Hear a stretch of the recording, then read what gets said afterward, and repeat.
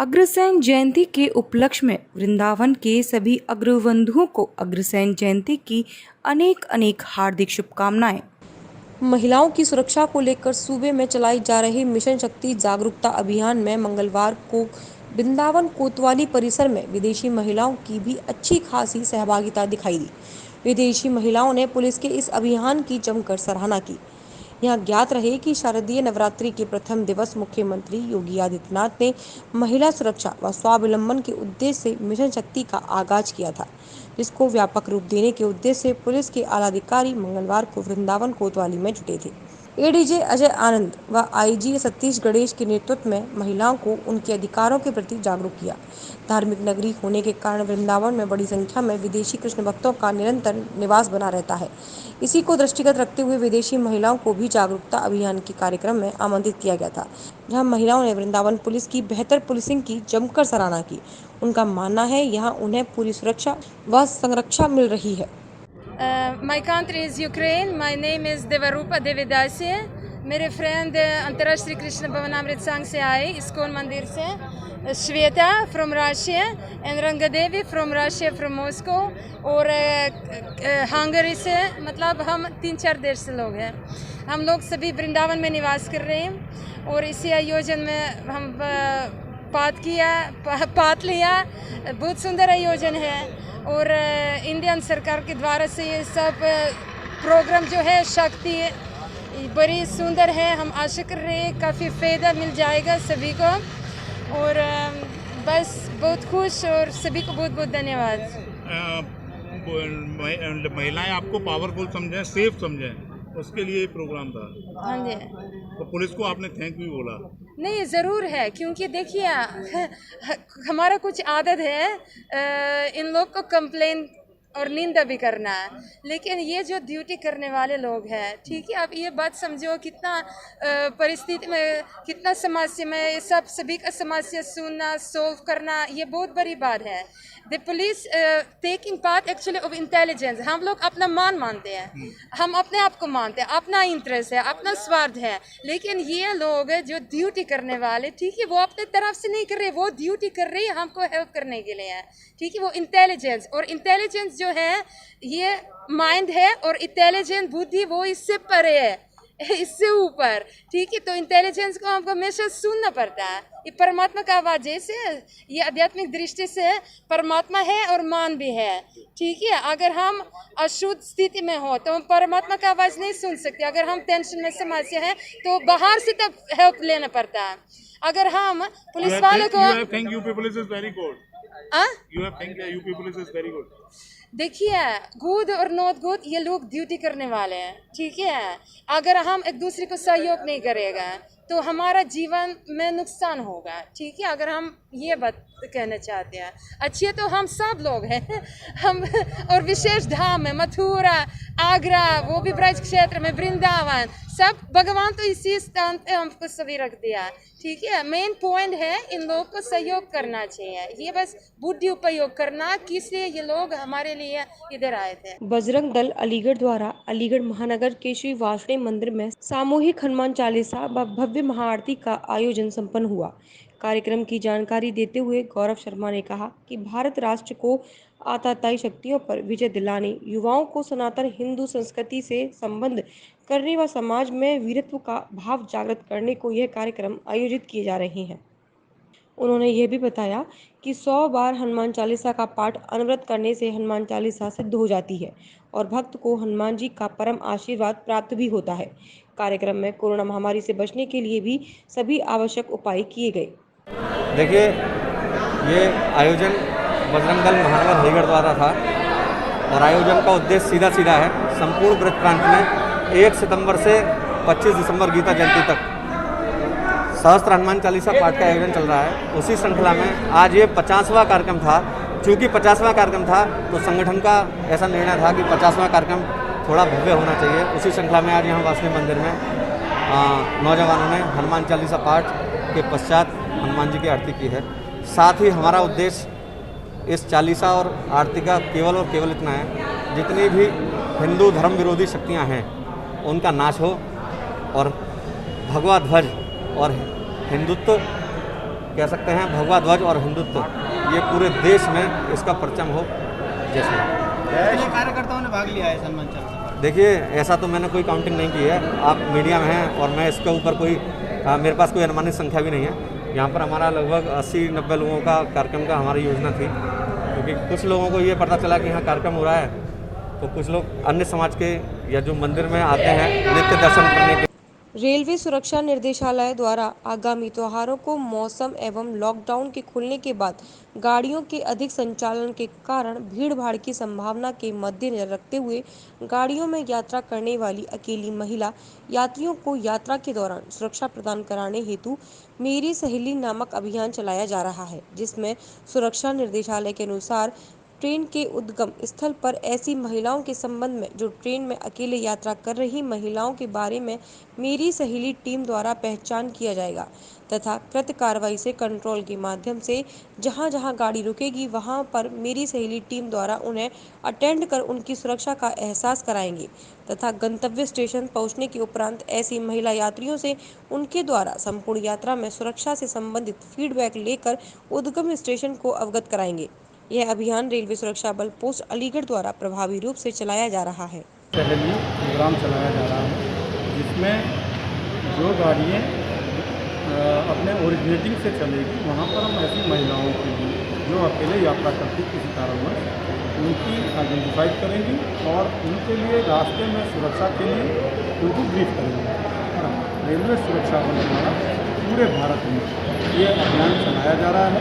जिस स्टेशन की गाड़ी रुकेगी वहाँ पर भी उन महिलाओं को अटेंड किया जाएगा और उनकी यदि कोई प्रॉब्लम है तो उसको तत्काल दूर किया जाएगा। इसलिए पूरी गाड़ी जहाँ से चलेगी और जहाँ उतरेंगे वहाँ तक उसको पूरी सुरक्षा का आभास दिलाया जाएगा और महिला यात्रियों को या कोई भी यात्री हो उनको गुड फीलिंग रेलवे के बारे में। इसलिए मेरी सहेली नाम से ये प्रोग्राम चलाया से दिल्ली जा रही हूँ और रेलवे पुलिस स्टेशन पे आज अभियान चलाया गया है।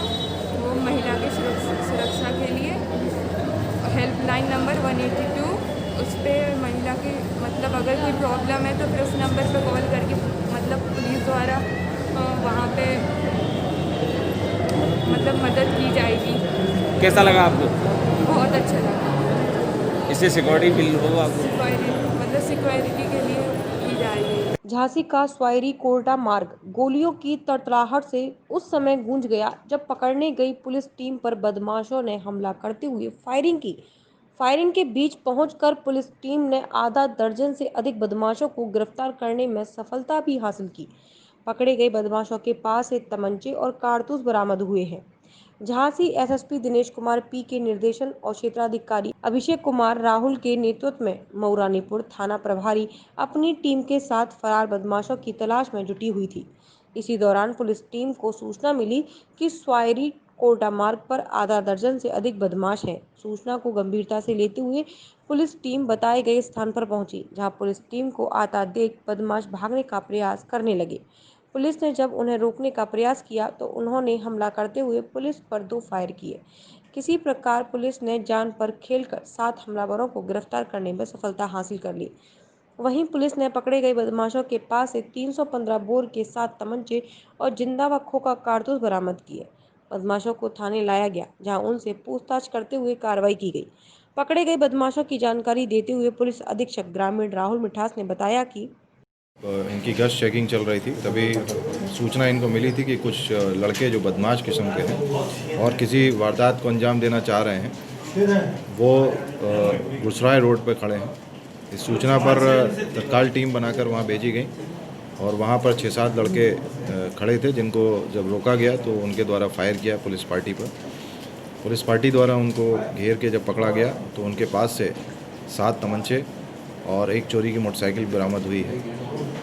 इस संबंध में जब गहनता से उनसे पूछताछ की गई तो उनके द्वारा बताया गया कि एक पशु व्यापारी जो मध्य प्रदेश पशुओं को बेचने और ख़रीदने का काम करता है, आज उसको रास्ते में रोक के लूटने की इनकी योजना थी। इस तरीके से मऊरानीपुर पुलिस द्वारा 7 लोगों को, जो कि निकटवर्ती राज्य मध्य प्रदेश के छतरपुर और टीकमगढ़ के निवासी हैं, इन सभी लोगों को पकड़ा गया है और एक बड़ी घटना होने से बचाया गया। सर मुठभेड़ किस जगह हुई है? ये जो रूपा दमना रोड है, सियावरी रोड, उसी जगह पर इनसे मुठभेड़ हुई थी, जहां पर इन सभी लोगों की गिरफ्तारी की गई। पुलिस पर इनके द्वारा 2 फायर किए गए थे जब ये भाग रहे थे, और इनसे इसी तरह से 7 तमंचे और खोखे कारतूस बरामद हुए। नहीं, पुलिस पार्टी द्वारा फायर करने की नौबत नहीं है। कैसे आ रहे थे, किस गाड़ी में सवार थे? ये लोग 2 मोटरसाइकिल्स पे थे, जिनमें से एक मोटरसाइकिल चोरी की होना पता चल गया। जो भी गिरोह आपकी गिरफ्त में आया, ये पूरा गिरोह मध्य प्रदेश का रहने वाला है। ऐसे में क्या मध्य प्रदेश की वारदातों में कुछ प्रकाश में आ रही है? ये मध्य प्रदेश में अभी हम लोग तमाम थानों पर हम लोगों ने इसकी सूचना दे दी है, और इनका आपराधिक इतिहास खंगाला जा रहा है। जैसे ही हम लोगों को बाकी सूचनाएं मिलेंगी, हम लोग उसको ऐड करेंगे। तो क्या इस गिरोह के सक्रिय होने के सदस्य और भी हैं झांसी में? भविष्य में कुछ ऐसा खुलासा हो सकता है?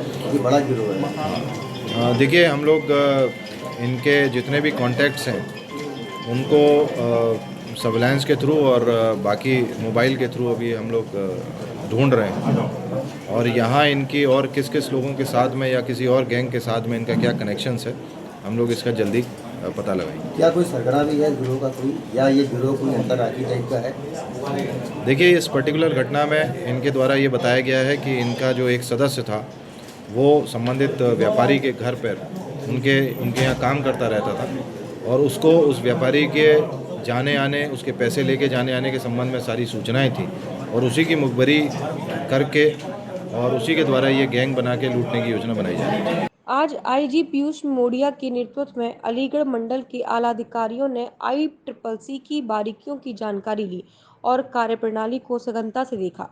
क्राइम कंट्रोल और ट्रैफिक मैनेजमेंट में ICCC की भूमिका देखकर प्रसन्न हुए। पुलिस के आला अधिकारियों ने अलीगढ़ स्मार्ट सिटी की सौगात ICCC की प्रशंसा की व अपर नगर आयुक्त अरुण कुमार गुप्त के साथ SSP एटा सुनील कुमार, SP हाथरस विनीत जायसवाल, SP कासगंज मनोज सोनकर ने नगर निगम स्थित कंट्रोल एंड कमांड सेंटर का निरीक्षण किया। देखिए, यह व्यवस्था काफ़ी एडवांस्ड है, और इसको देखने का एक उद्देश्य ये था कि हम तय कर सकें कि किस प्रकार के रिसोर्सेज हमारे जनपद में उपलब्ध हैं, मंडल में उपलब्ध हैं, वो उनका फ़ायदा पुलिस अपने कार्य में किस प्रकार उठा सकती है। प्रदेश भर में लगातार महिलाओं के साथ हो रहे अपराध को लेकर सरकार बड़े कदम उठा रही है। वहीं सरकार ने हाल ही में नारी शक्ति को प्रोत्साहित करने के लिए सरकार द्वारा चलाई गई 180 दिन की नारी शक्ति मिशन की शुरुआत की। वहीं सरकार के इस फैसले की प्रशंसा भी हो रही है, और बीजेपी के केंद्र मंत्री के बयान पर लड़कियों को अपनी जेब में चाकू रखना चाहिए और छेड़छाड़ करने वालों को चाकू मार देना चाहिए। उनके इस बयान पर अब सहारनपुर देवबंद के उलेमाओं ने नाराजगी जताई। इत्तेहाद उलेमा ए हिंद के राष्ट्रीय अध्यक्ष मौलाना कारी मुस्तफ़ा दहलवी ने ऐतराज़ जताते हुए कहा कि बीजेपी सरकार विफल हो चुकी है और इस तरह के गैर जिम्मेदार बयान दे रही है। उन्होंने मांग करते हुए कहा कि लड़कियों को लाइसेंसी हथियार दिया जाए और लड़कियों को ज़्यादा से ज़्यादा पुलिस फोर्स में नौकरी दी जाए, जिससे वे अपनी सुरक्षा खुद कर सकें। भाजपा के मंत्री जी ने एक बयान दिया है कि महिलाओं को अपने साथ चाकू रखना चाहिए और चाकू से हमलावरों पर जो है हमला कर देना चाहिए। मैं माननीय मंत्री जी से और अपनी हुकूमत से ये दरख्वास्त करना चाहता हूँ, क्योंकि आपका तो ये नारा था सबका साथ, सबका विकास, सबका विश्वास। आप अपने उसी नारे के साथ महिलाओं को सुरक्षा दिलाएं और महिलाओं को जो है लाइसेंसी हथियार मुहैया कराएं, ताकि वो अपनी सुरक्षा कर सकें और ज़्यादा से ज़्यादा उनको नौकरी दिलवाई जाए और उनको पुलिस फोर्स में भर्ती किया जाए, ताकि वो अपनी अच्छे से सुरक्षा कर सकें। आपसी कहासुनी को लेकर पति ने पत्नी की हत्या कर दी। दरअसल आज सुबह ही भुसावर उपखंड के गांव अलीपुर में आपसी कहासुनी के चलते पति ने पत्नी का गला रेत कर हत्या कर दी, जिसके बाद युवक ने खुद भी फांसी के फंदे पर लटक कर अपनी जीवन लीला समाप्त कर ली। ग्रामीणों की सूचना पर मौके पर पहुंची खेड़ली मोड़ चौकी और भुसावर थाना पुलिस ने घटना की जानकारी ली। इसी के साथ मौके पर SFL टीम को बुलाया गया। SFL टीम ने मौके पर सबूत जुटाई, लेकिन हत्या करने और आत्महत्या के कारणों का अभी तक कोई पता नहीं चल सका है। मौके पर पहुंची पुलिस ने मृतक दंपति के शव को कब्जे में लेकर भुसावर अस्पताल की मोर्चरी में रखवाया। दंपति के शव का भुसावर मेडिकल टीम से पोस्टमार्टम कराया गया। पोस्टमार्टम कराने के बाद शव परिजनों को सुपुर्द कर दिया। समाचार लिखे जाने तक अभी तक भुसावर थाने में किसी की तरफ से कोई मुकदमा नहीं कराया गया। किसी दंपति ने आत्महत्या कर ली। इसी तरह पर मौके पर पहुंचा तो दो लाशें पड़ी हुई थी फर्स्ट पर, एक श्रीमती अनिता कुमारी की थी और दूसरी उसका पति बन गई थी। अनिता कुमारी के शरीर में 2-3 चोटें भी है। मौके पर किसी को तहरीर नहीं दी। कुल दस्तिया कोई गृह कलह का मामला है। तो पहले तो प्रथम दस्तिया यही लगता है कि पति ने पहले पत्नी को मार दिया और उसके बाद कौशल लेकर के आत्महत्या की। जिला प्रशासन एवं क्षेत्रीय खेल कार्यालय सहारनपुर द्वारा आज 21 अक्टूबर 2020 को महिला सशक्तिकरण के उपलक्ष्य में मिशन शक्ति कार्यक्रम के अंतर्गत नारी सुरक्षा, नारी सम्मान, नारी स्वावलंबन हेतु महिलाओं की जिला स्तरीय प्रतियोगिता का आयोजन अंबेडकर स्पोर्ट्स स्टेडियम सहारनपुर में किया गया। प्रतियोगिता में 48 महिला खिलाड़ियों ने प्रतिभाग किया और विजेता खिलाड़ियों को श्री प्रेम कुमार प्रभारी क्षेत्रीय क्रीड़ाधिकारी व श्रीमती लीना दुआ प्रधानाचार्य एथीनिया हाई स्कूल के द्वारा पुरस्कार वितरण किया। वहीं खेल अधिकारी प्रेम सिंह ने बताया कि आज महिलाओं को शक्ति मिशन के अंतर्गत वुशु खेड़ा प्रतियोगिता कराई गई है। वहीं प्रतियोगिता में जो भी सफल आएगा उस विजेता को पुरस्कार दिया जाएगा। साथ ही महिलाओं को मिशन शक्ति के अंतर्गत सुरक्षा के प्रति जागरूक किया। गेम की प्रतियोगिता कराई गई है नारी शक्ति और मिशन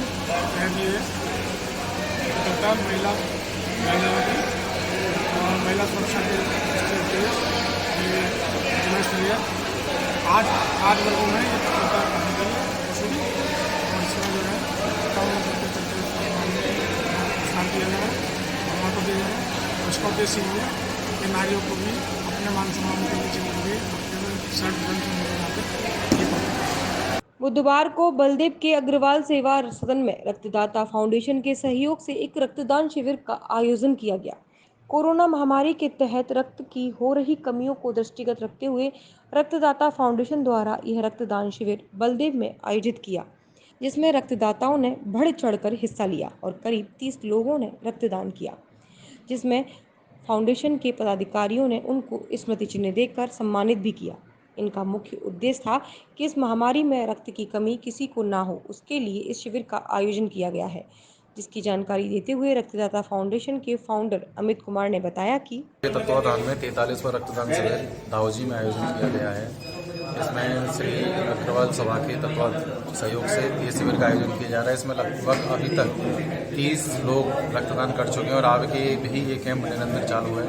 रक्तदाता फाउंडेशन पिछले 4 सालों से मथुरा जिले में रक्तदान की कमी के लिए प्रयासरत है और उसका मोटिव बस यही है कि रक्तदान की कमी को दूर करना, रक्तदान की कमी से किसी की जान न जाए और किसी को इसकी कमी ना हो। तो इसका जो आपने आज लगाने का मुख्य उद्देश्य किस चीज़ पर उससे लगाया था? मुख्य उद्देश्य इसका बस यही है कि कोरोना काल में इस समय मथुरा की रक्त कोषों में रक्त की विशेष कमी होने लग गई है और जैसे कि थैलेसीमिया पेशेंट है, कैंसर पेशेंट है, डिलीवरी पेशेंट है, उनको निरंतर रक्त की आवश्यकता होती ही होती है। उस उद्देश्य को लेकर रक्तदाता फाउंडेशन आज ये दाहोजी में अपना 43वां रक्तदान शिविर और लॉकडाउन सीजन का 19वां रक्तदान शिविर आज आयोजित किया। सहारनपुर के थाना बड़गांव क्षेत्र में ग्राम मिर्जापुर की एक युवती के साथ 7 युवकों ने सामूहिक दुष्कर्म की घटना को अंजाम दिया। वहीं पीड़िता न्याय की गुहार लगाने एसएसपी कार्यालय पहुंचे। पीड़िता का कहना है कि नौकरी लगवाने का झांसा देकर करीब 7 लोगों ने उसके साथ दुष्कर्म किया है। पीड़िता ने न्याय न मिलने पर आत्महत्या करने की धमकी भी दी। युवती के चाचा ने बताया कि उसकी भतीजी को कुछ लोगों ने नौकरी लगवाने का झांसा देकर बड़गांव क्षेत्र में एक जगह बुलवाया। इसके बाद उसे खेत में ले गए, जहां करीब 7 लोगों ने उसकी भतीजी के साथ दुष्कर्म किया, जिनमें से 4 लोगों को वह जानते हैं, जिनके नाम वह तहरीर में पहले ही दे चुके हैं। बाकी के 3 अज्ञात लोगों के बारे में अभी तक ना तो पुलिस कोई जानकारी ले पाई है और ना ही पुलिस ने अन्य किसी व्यक्ति को गिरफ्तार किया है।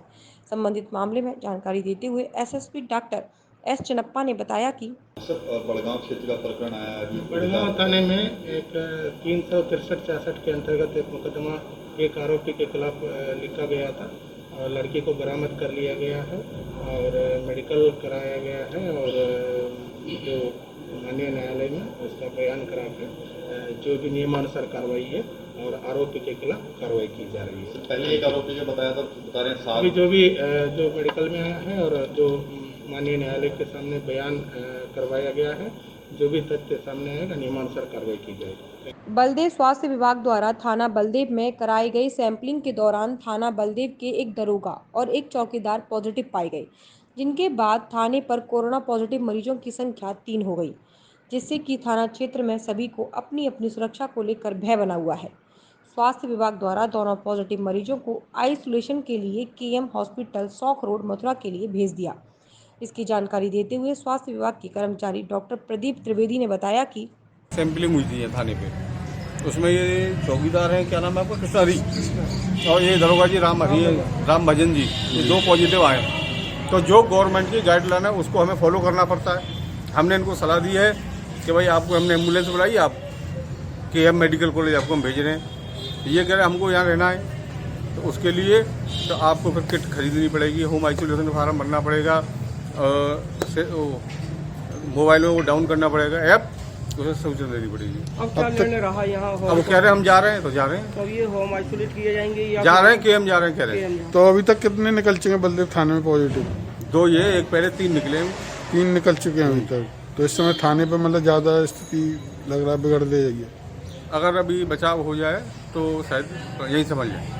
धर्म रक्षा संघ की एक बैठक श्री जयराम आश्रम में धर्म रक्षा संघ के राष्ट्रीय अध्यक्ष सौरभ गौड़ की अध्यक्षता में संपन्न हुई। बैठक में धर्म रक्षा संघ द्वारा सरकार को दिए गए 48 घंटे के अल्टीमेटम के समाप्त होने के बाद आगे के आंदोलन की रणनीति पर विचार किया गया। सर्वसम्मति से निर्णय हुआ कि कल 22 अक्टूबर से जब तक ठाकुर श्री बांके बिहारी जी के दर्शन आम जनता के लिए पूर्ववत नहीं खुल जाते, तब तक अनिश्चितकालीन धरना अनशन जारी रहेगा। धर्म रक्षा संघ के वरिष्ठ उपाध्यक्ष समीर शुक्ला ने कहा कि हम प्रशासन के लाठी डंडों से डरने वाले नहीं हैं। प्रशासन चाहे जितना भी जुल्म कर ले, हम दर्शन खुलवाने की मांग पर अड़े रहेंगे। धर्म रक्षा संघ के राष्ट्रीय प्रवक्ता डॉक्टर मनोज मोहन शास्त्री ने कहा कि कल से जो धरना प्रारंभ होगा उसमें सभी प्रकार के लोग हिस्सा लेंगे। राजनीतिक, सामाजिक एवं धार्मिक सभी संस्थाओं का हमें सहयोग प्राप्त हो रहा है। द्वारा जो 2 दिन का अल्टीमेटम दिया गया था उसके बारे में क्या निर्णय लिया? आज हमारे जो 2 दिन का 48 घंटे का अल्टीमेटम था वो आज शाम को समाप्त हो रहा है। तो आज हमारे धर्म रक्षा संघ की बैठक हुई, जिसमें हमारे सभी वरिष्ठ कार्यकर्ताओं ने और अन्य संस्था के लोगों ने भी भाग लिया और हम लोगों ने निर्णय लिया है कि कल प्रातः 8 बजे से बांके बिहारी मंदिर के गेट नंबर 1 के सामने हम लोग धरने पर बैठेंगे और ये धरना हमारा जब तक बांके बिहारी के दर्शन पूर्ववत नहीं खुल जाते हैं, ये 200 या 400 आदमी वाला सिस्टम हमें नहीं मंजूर, पूर्ववत जैसे पहले दर्शन हुआ करते थे वैसे नहीं खुल जाते हैं, हमारा धरना जारी रहेगा। और इस धरने की खास बात यह रहेगी कि हमारा जो धरना स्थल है, हम ऐसी जगह पे बैठ रहे हैं जहाँ से हम किसी भी सरकारी अधिकारी को या उन अधिकारी के रिश्तेदारों को मंदिर के अंदर नहीं घुसने देंगे। केवल मंदिर में, बांके बिहारी मंदिर के गोस्वामी मंदिर में जा सकते हैं, अधिकारी को जाना हम हमारे कार्यकर्ता वहाँ रोकेंगे। और जब तक मंदिर के दर्शन नहीं खुल जाएंगे हमारा ये आंदोलन लगातार जारी रहेगा। अग्रसेन जयंती के उपलक्ष्य में वृंदावन के सभी अग्रबंधुओं को अग्रसेन जयंती की अनेक हार्दिक शुभकामनाएं।